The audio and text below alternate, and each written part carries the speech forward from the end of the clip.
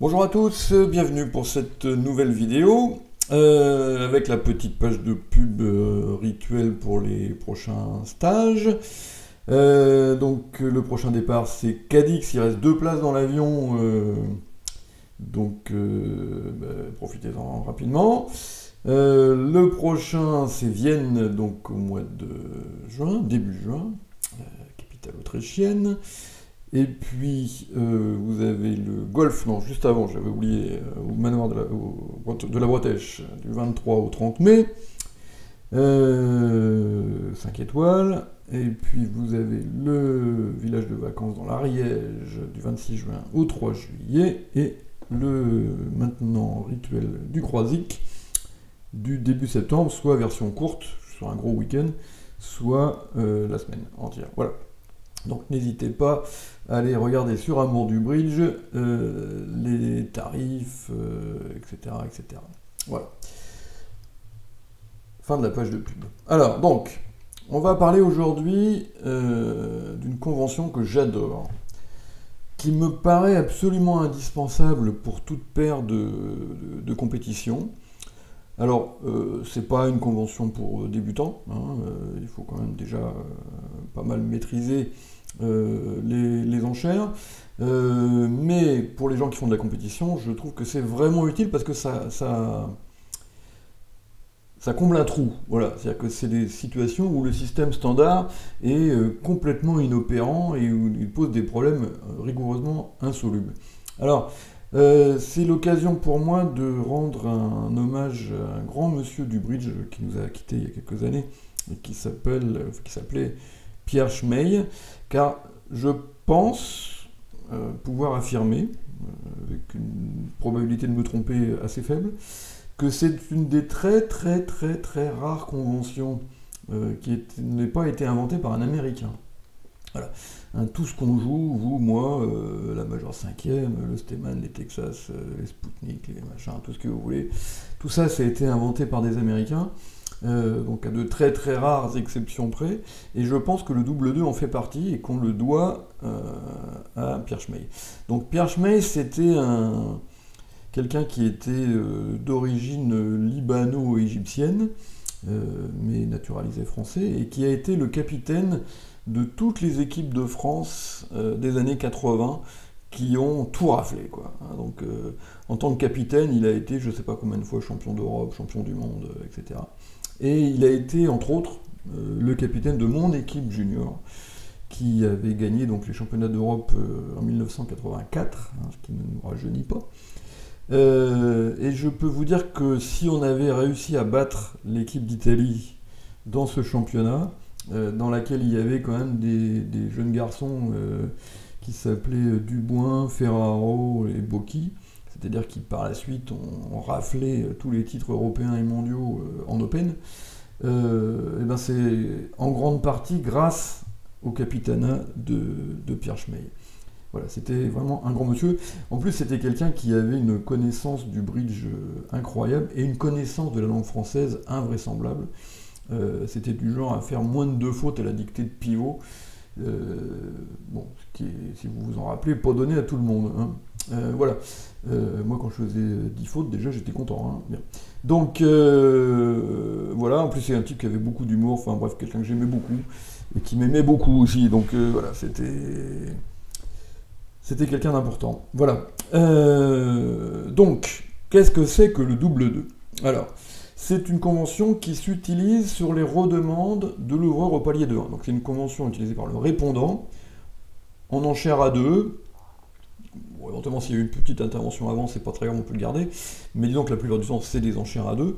Et donc les redemandes de palier de 1, alors on va séparer les redemandes à la couleur, à un cœur et à un pic, qui concernent donc 4 séquences, et la redemande à un sans atout. Alors, parce que ça ne fonctionne pas de la même façon. On peut jouer le double 2 dans les deux cas, mais on ne va pas l'utiliser de la même façon, il ne va pas y avoir les mêmes inférences, les mêmes redemandes, etc., etc. Pour une raison extrêmement simple, c'est que la redemande à un sans atout est précise, 12-14 réguliers, et que les redemandes à la couleur sont imprécises. Voilà.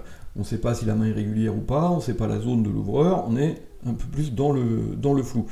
Et à mon avis, c'est surtout sur les redemandes à la couleur, un cœur et un pic, donc les 4 premières séquences, que le double 2 est vraiment très utile et indispensable. Sur la redemande à un sans atout, le Rudy fonctionne très bien, surtout si on l'agrémente d'un autre relais à 2 carreaux, donc par exemple le 2 carreaux mini Rudy. Vous pouvez trouver ça sur Amour du Bridge, bien entendu. Le Rudy, vous devez avoir un dossier du mois, et puis le 2 carreaux mini Rudy, c'est dans les conventions au banc d'essai.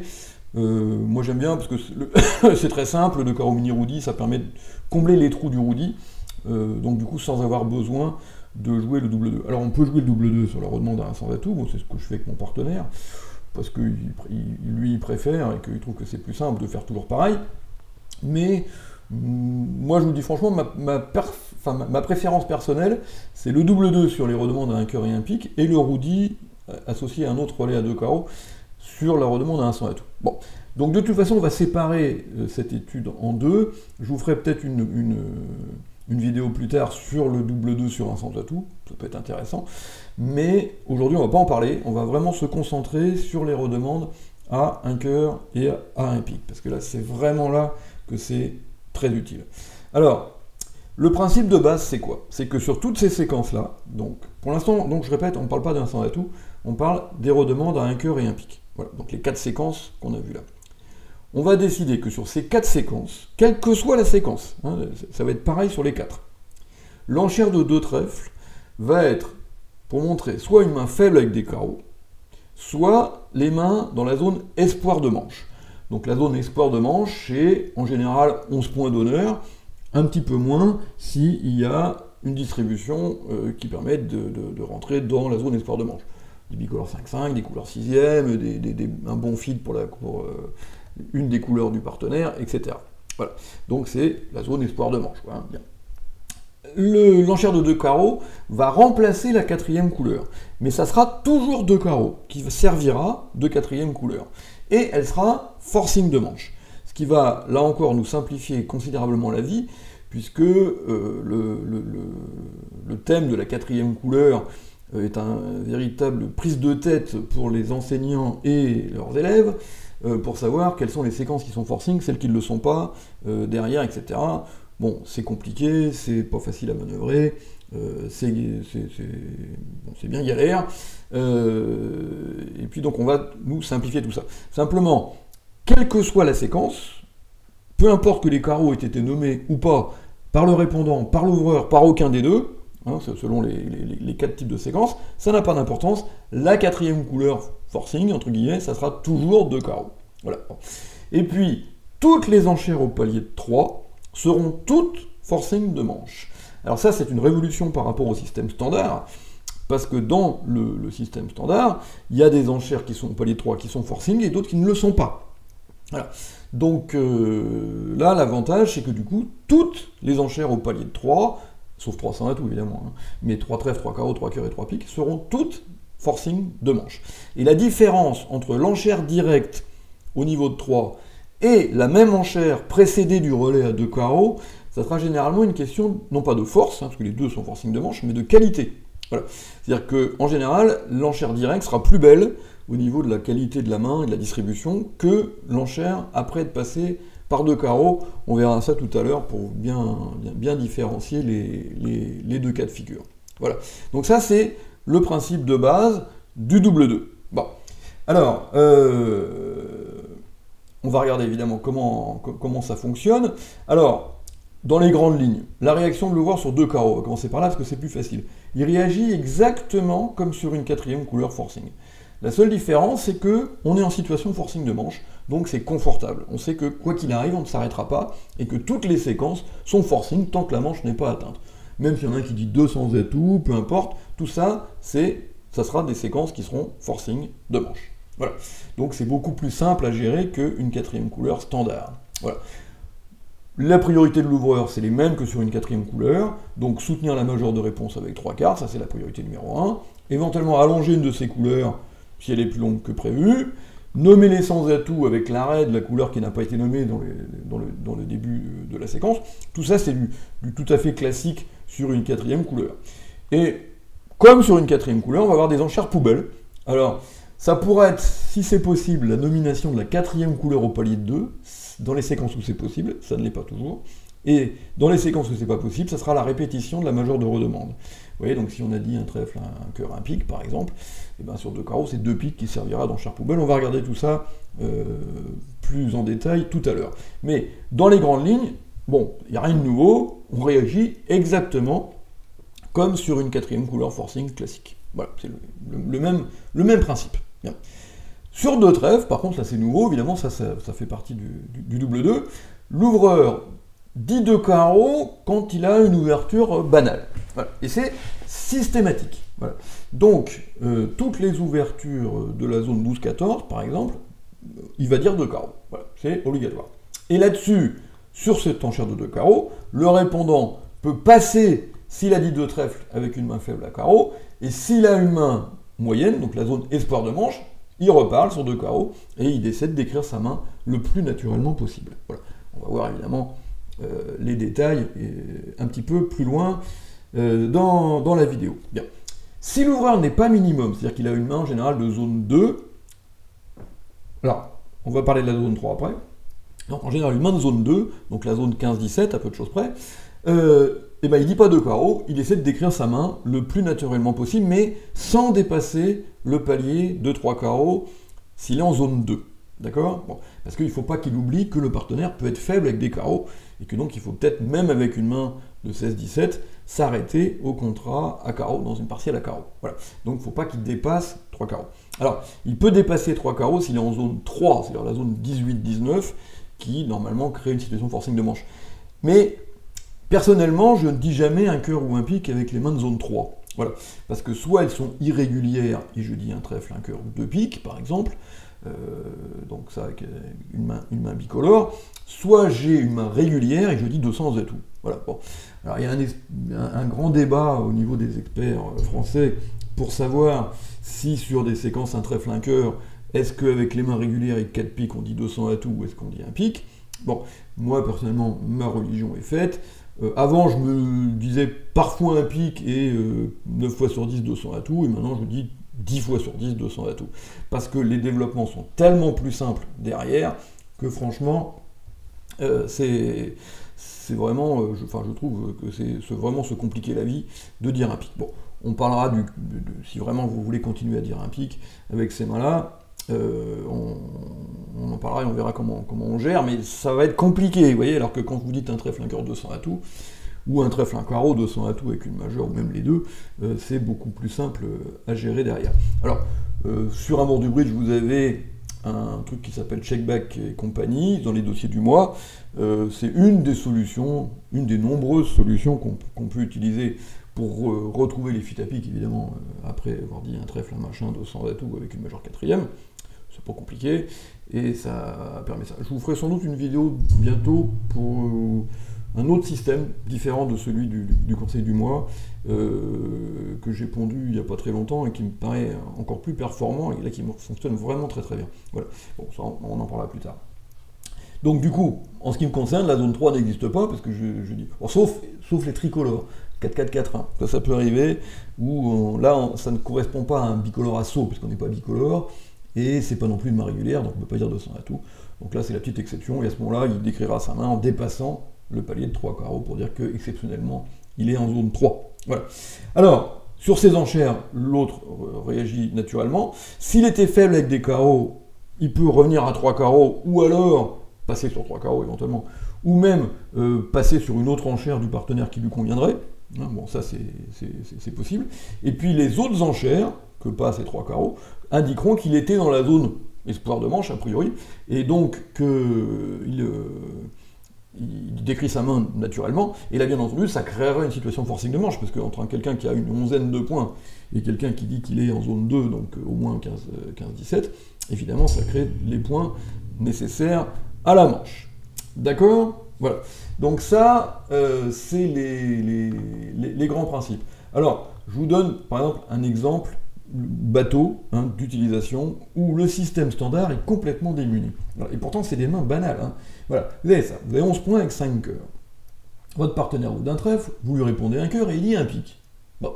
Alors, s'il avait dit un 100 atout, il n'y a pas de problème, on fait un rodi, tout va bien. Mais sur un pic, il n'y a pas de roudis. Voilà. Bon. Et donc, dans le système standard, on est obligé de choisir entre la peste et le choléra. Voilà. C'est-à-dire que les deux enchères qui peuvent venir à l'esprit, la première et la moins mauvaise des deux, c'est 200 atouts, qui veut dire que vous avez 11 points et que vous arrêtez les carreaux. Bon, ça tombe bien, c'est ce que vous avez, mais qui ne couvre pas, qui ne dit pas que vous avez 5 cœurs. Voilà. Et donc, du coup, si votre partenaire est minimum, il va passer sur 200 atouts, même s'il a 3 cartes à cœur, et du coup, on risque de jouer une mauvaise partielle, et voire même parfois jouer un mauvais 200 atouts, alors qu'on aurait un bon 4 cœurs à jouer, si votre partenaire a par exemple une main 5-4-3-1, avec 5 lotons carreaux et 3 cartes à cœur, même s'il a 12, il va passer sur 200 atouts, et là c'est quand même très embêtant, parce qu'on a un bon 4 cœurs à jouer, et on risque de chuter 200 atouts. Bon, donc ça évidemment, c'est pas très satisfaisant pour l'esprit. Bon. La plupart des gens avec cette main-là font une 4e couleur. Mais ça, c'est, à mon avis, extrêmement mal anticipé, et je pense que c'est une erreur, voilà, dans le système standard. Pourquoi? Parce qu'on n'arrivera plus à maîtriser la suite. Alors, quelles sont les deux enchères que va faire principalement le partenaire sur la 4e couleur? Il va dire 2 cœurs ou 200 atouts. C'est ces deux enchères plus ou moins prioritaires. Bon, donc 2 cœurs avec 3 cartes, 200 atouts, s'il n'a pas 3 cartes et qu'il a un petit arrêt ou un demi-arrêt à carreau. Bon, alors, qu'est-ce qui va se passer dans les deux cas? Si le joueur dit 2 cœurs, donc qui veut dire qu'il a 3 cartes à cœur en première zone. La première zone, c'est 12-14. Hein, bon, alors là, je fais quoi? Alors, si je passe, bon, normalement, j'ai pas le droit, parce que ma 4e couleur, si vous regardez ce qui est marqué dans les livres, hein, même dans le CEF, est auto-forcing. Donc, théoriquement, je me suis engagé à reparler. Donc, normalement, j'ai pas le droit de passer. Et puis, si je passe, tout va bien si mon partenaire a 12, mais s'il a 14, on va rater la manche. Bon. Et puis, en principe, je me suis engagé à reparler. Donc ça va pas. 3 cœurs, ça va pas non plus. Parce que 3 cœurs, c'est une enchère qui est utile pour fixer l'atout cœur. Parce que quand vous avez dit 2 carreaux, vous n'avez pas promis 5 cœurs. Hein, la 4e couleur, ça ne promet rien, ça questionne. Donc, l'atout cœur n'est pas fixé quand le partenaire dit 2 cœurs. Bon. Donc, il faut une enchère pour fixer cet atout cœur dans une main qui serait trop forte pour dire 4 cœurs, une main avec un espoir de chelem. Donc, ça va pas. Et puis 4 cœurs, bah là c'est trop optimiste, parce que si votre partenaire a 14 ou 13 beaux, ça va, mais s'il a 12, en 12 banales, 4-4-3-2 ou 4-3-3-3, on va se retrouver trop haut. Bien. Donc ça veut dire que la 4e couleur va vous conduire, ou risque de vous conduire, soit à rater une manche, soit au contraire à se retrouver dans une manche beaucoup trop optimiste. Bien. Si votre partenaire dit 200 atouts sur 2 carreaux, c'est pas mieux. Parce que comme on ne sait pas s'il a 12 ou s'il a 14, ben c'est pareil, on ne sait pas quoi faire. Alors on est obligé de dire 300 atouts parce qu'on s'est engagé à reparler, mais là encore, si le partenaire a 12, on va jouer un contrat très mauvais de 300 atouts avec 23 points réguliers dans la ligne, donc avec même pas une chance sur 4 de gagner le contrat. Voilà. Alors, le double 2 va permettre de résoudre ce problème de façon parfaitement harmonieuse. Donc qu'est-ce qu'on va faire? On va dire 2 trèfles. Qui est, je vous rappelle, soit l'expression d'une main faible à carreau, soit d'une main moyenne, espoir de manche. Là-dessus, si le partenaire dit autre chose que 2 carreaux, c'est qu'il est fort, bon, bah là, il n'y aura pas de problème, on saura s'il faut jouer 4 cœurs ou 300 atouts. Et s'il dit 2 carreaux, on va dire 200 atouts au 3e tour, et ça, en double 2, ça veut dire, j'ai l'enchère de 200 atouts, 11 points, l'arrêt carreau, au moins un demi-arrêt, et j'ai 5 cœurs. Parce que si j'avais pas eu 5 cœurs, j'aurais dit 200 atouts directement sur un pic. Voilà. Bon. Donc, ça résout tout, quoi. Hein. Voilà, on a réussi à dire exactement ce qu'on avait. Donc, sur 200 atouts, bah, l'ouvreur, c'est très simple. S'il est vraiment minimum et qu'il n'est pas fité cœur, il passe. S'il est minimum mais qu'il est fité cœur, il dit 3 cœurs et on peut s'arrêter. Et puis, s'il est maximum, il dit 300 atouts ou 4 cœurs, selon qu'il a ou pas 3 cartes à cœur. Voilà. Et donc, comme ça, bah, on gère tout, on maîtrise tout, et c'est vraiment quelque chose d'absolument formidable. C'est, pour moi, vraiment une des meilleures conventions qu'on ait jamais inventées. Voilà.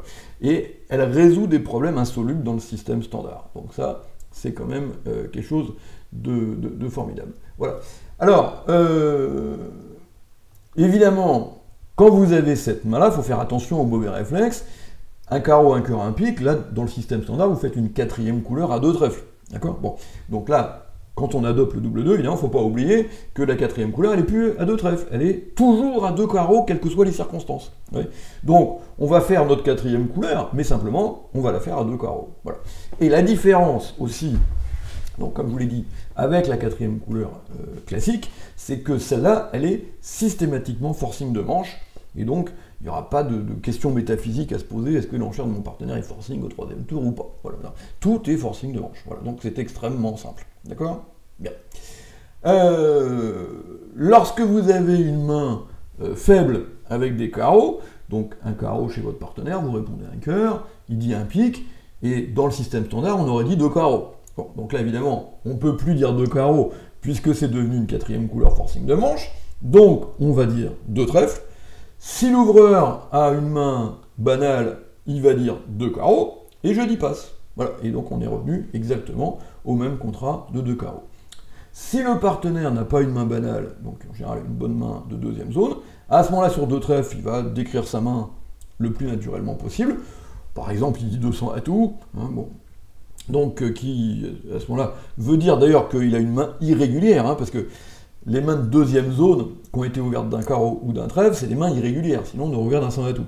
Bon. Donc là, votre partenaire vous dit qu'il a une main irrégulière et qu'il arrête les trèfles, bon, et qu'il n'a pas trois cartes à cœur, et là, même s'il est 15-17, vous ne voulez pas jouer la manche, et donc vous allez rétablir à trois carreaux, qui veut dire que vous voulez vous arrêter à trois carreaux. Voilà. Bon.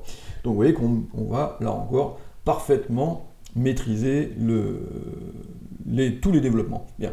Alors, on a encore beaucoup de choses à dire, évidemment, sur les développements après deux carreaux, sur les développements quand on a le choix entre deux carreaux et une enchère directe au palier de 3, les développements sur deux trèfles, qu'est-ce qui se passe après passe, que devient la quatrième couleur à un pic, oui, dans la séquence un trèfle, un carreau, un cœur, etc., etc. Donc on a beaucoup de choses à regarder, et on va évidemment regarder ça dans la deuxième partie de la vidéo, qui va, comme d'habitude, être réservée aux abonnés. Et donc, si vous voulez vous abonner, je vous rappelle qu'il faut créer un compte si ce n'est pas déjà fait, vous l'avez peut-être déjà, donc avec un pseudo, un mot de passe, etc.